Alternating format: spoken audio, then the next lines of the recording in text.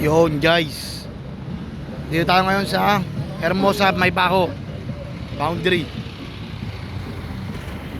Magtatanong tayo sa mga tao kung ano ang mas maraming mabait, Caloocan ba o Tondo?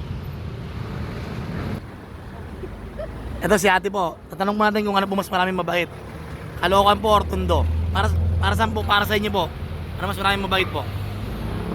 Maraming mabait sa ano, sa Caloocan. Mas maraming mabait po. Bakit po? Ganito ko yan. Kaya alam ko ano na tao. Yung pasigot-sigot po, no? Yun, te, maraming salamat po, te, ha? Ano pangalan mo, te? Jack. Ano? Jack. Jackie, shoutout po sa'yo, Madam Jackie. Salamat po.